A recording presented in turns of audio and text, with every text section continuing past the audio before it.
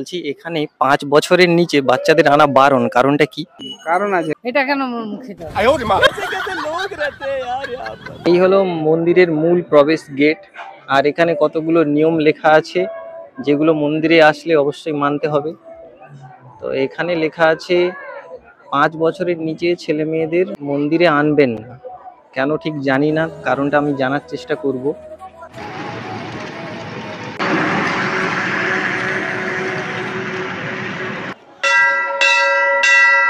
এই হলো ক্ষীরাইয়ের সেই বিখ্যাত গোসাই মন্দির। এখানে অনেক ভক্তরা আসেন। আমার পেছনে যেই এরিয়াটা পুরো রেলওয়ে স্টেশনের ধারেই এই গোসাই মন্দির। খুবই বিখ্যাত এই মন্দির, অনেকেই এখানে আসে। আমিও আজকে এসেছি। আর এই মন্দিরের অনেক রহস্য, অনেক ঘটনা আছে, ধীরে ধীরে সবই জানবো। এই যে এই মন্দিরটা হলো গোসাই বাবার সমাধি। ভেতরে দেখুন পুরোহিত বসে রয়েছে। এটাই হলো মূল মন্দির। আর যদি কেউ মনে করে যে এখানে স্নান করে মন্দিরে যাবে, সেই জন্য এই পুকুরটা করা হয়েছে। বারান্দাটা এখানে মন্দিরে পুজো দেওয়ার জন্য, এখানে বসে প্রসাদ বা ফল কাটার জায়গা। এগুলো ফল ধোয়ার জায়গা।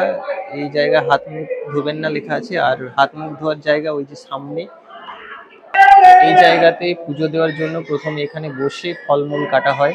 তারপরে ওই যে ওই মন্দিরে, মেন মন্দিরে পুজো দেওয়ার জন্য যাওয়া হয়।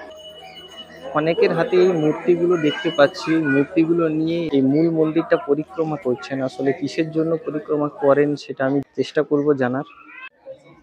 এখানে মূর্তি নিয়ে অনেকেই পরিক্রমা করছে, কি কোনো কি কারণ যে এখানে দেখলাম মূর্তিগুলো বসাচ্ছে?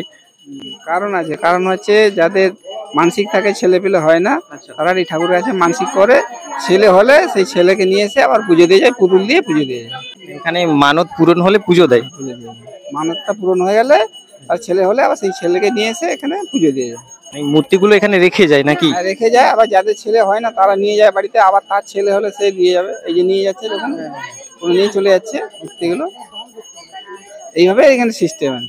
এই মন্দিরের কি অনেক পুরানো ইতিহাস কিছু আছে? অনেক পুরনো ইতিহাস আছে, কিন্তু জানি না, আমার তো বাড়ি এখানে না। এত পুরনো অনেক ইতিহাস আছে, অনেক দিন ধরে আমরা আসছি এই মন্দিরে।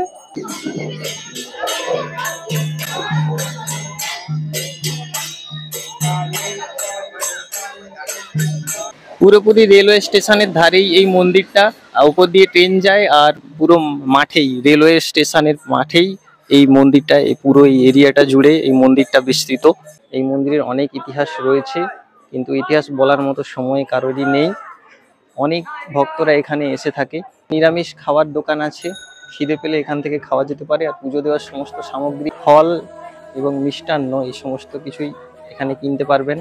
একটু আগে শুনেছিলাম যে এখানে পুতুল দিয়ে পুজো দেওয়ার একটা প্রচলন রয়েছে, সেই জন্য এই দোকানে পুতুল পাওয়া যায়।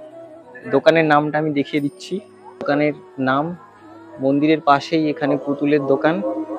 যাদের মানত বা পুজো দেওয়ার পুতুল দিয়ে ইচ্ছে রয়েছে, তারা এখান থেকে পুতুল নিতে পারেন।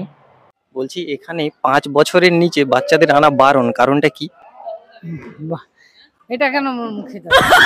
এটা সবাই শুনতে পাবে, এটা কিছু না। 5 বছরের নিচে কেন জানো? এইখানে পিছাপ টিছাপ করে দিবে, পায়খানা করে দিবে ভিতরে ভিতরে। আচ্ছা, ভেতরে আনা বারণ, তাই তো? এটাই কারণ, আর কিছু কারণ না? আচ্ছা, বুঝতে পেরেছি।